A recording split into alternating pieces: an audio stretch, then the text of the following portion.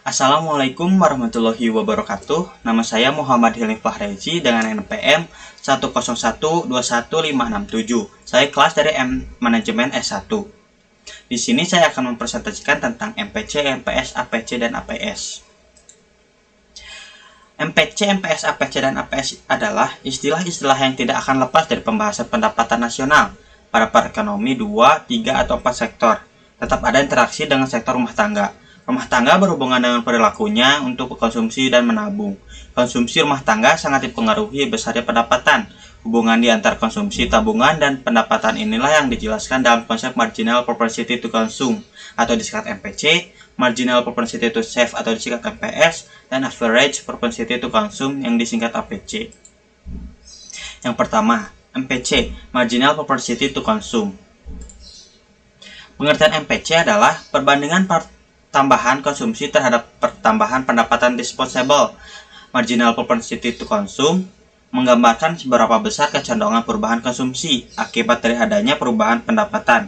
Sederhananya, MPC merupakan kecondongan marginal dalam konsumsi. Dari pemahaman ini, MPC dapat dirumuskan sebagai berikut. MPC sama dengan delta C dibagi delta Y, di mana MPC adalah marginal propensity to consume dan delta C adalah perubahan konsumsi, delta Y perubahan pendapatan. Untuk dapat memahami konsep marginal propensity to consume atau MPC lebih mendalam, perhatikanlah contoh ilustrasi perhitungan MPC dalam tabel berikut. Pada tabel di atas, telah ada nilai MPC yang ditampilkan dalam tabel. Bagaimana angka tersebut dapat didapatkan? Untuk contoh, kita akan mulai dengan mencoba menghitungnya secara manual. Kita ambil contoh menghitung nilai MPC yang tertera pada baris nomor 4. Pertama, kita harus mencari nilai delta C-nya dulu. Delta C rumusnya yaitu C4 dikurang C3. Angka 4 di sini adalah sebagai tanda nomor baris keempat. Dan sama halnya dengan angka 3 di sini adalah sebagai tanda nomor baris ketiga. Jadi, delta C sama dengan C4 dikurang C3 yang jumlahnya 1.500.000 dikurang 1.200.000, hasilnya 300.000. Setelah mendapatkan delta C, di sini kita akan mencari nilai delta Y. Delta Y dirumuskan dengan Y dikurang 5 dikurang Y4. Sama halnya dengan yang tadi, angka 5 di sini adalah sebagai tanda nomor baris kelima dan 4 adalah sebagai tanda nomor baris keempat. Jadi delta Y dikurangnya Y5 dikurang Y4 sama dengan 1.500.000 dikurang 1 juta, yang hasilnya 500.000. Setelah mendapatkan nilai delta C dan delta Y, di sini kita akan menghitung nilai MPC. Nilai MPC dirumuskan sebagai berikut.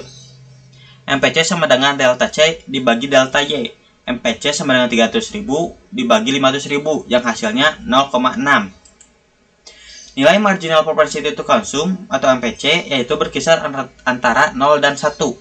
Kita MPC bernilai 0 berarti tidak ada perubahan konsumsi meskipun pendapatan berubah.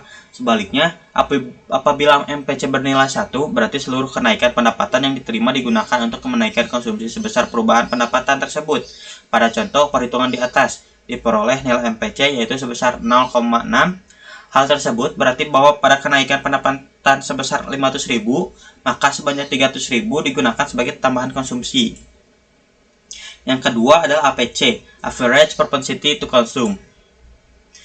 Average Propensity to Consume adalah menggambarkan tingkat konsumsi rata-rata, di mana tingkat konsumsi dibandingkan terhadap tingkat pendapatan disposable. Sehingga Average Propensity to Consume dapat dirumuskan dengan APC sama dengan C dibagi Y. Dengan menggunakan rumus tersebut, hasil perhitungan nilai APC nampak seperti hasil pada tabel di atas. Misalkan, seperti pada baris keempat, bahwa konsumsinya sebesar 1.500.000 dan pendapatan disposable yang diperoleh juga sebesar 1.500.000. Sehingga nilai APC-nya yaitu sebesar 1. Selanjutnya MPS, Marginal Propensity to Save. Pengertian MPS secara sederhana adalah kecondongan menabung. MPC didefinisikan secara lebih jelas, yaitu perbandingan antara perubahan tabungan dibagi dengan perubahan pendapatan disposable. Rumus MPS yaitu MPS sama dengan delta S dibagi delta Y. Selanjutnya APS.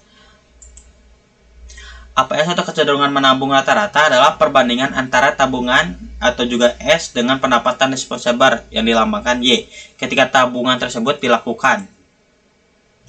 Kecenderungan menabung rata-rata APS dapat dinyatakan dengan menggunakan persamaan rumus tersebut. APS sama dengan S dibagi Y. Fungsi tabungan diperoleh dari persamaan rumus fungsi konsumsi adalah S sama dengan min A ditambah 1 kurang B dikali Y. Syarat mutlak fungsi tabungan yaitu nilai A sama dengan harus negatif dan nilai B sama dengan harus positif. Dengan keterangan S sama dengan tingkat tabungan nasional 1 min B sama dengan MPS, yaitu tambahan pendapatan yang digunakan untuk tambahan tabungan. Di sini ada persamaan. Dari persamaan fungsi konsumsi dan fungsi tabungan dapat diperoleh hubungan nilai kecenderungan konsumsi marginal dan kecenderungan menabung marginal atau MPC dan MPS, yaitu sebagai berikut. C sama dengan A ditambah B dikali Y, S sama dengan min A ditambah 1 dikurang B dikali Y, MPC sama dengan B, dan MPS sama dengan 1 min B, jadi MPC tambah MPS sama dengan 1. Sedangkan hubungan APC dan APS dapat dinyatakan dengan persamaan berikut. APC ditambah APS sama dengan 1. Sekian dari saya. Maaf bila ada kesalahan kata. Wassalamualaikum warahmatullahi wabarakatuh.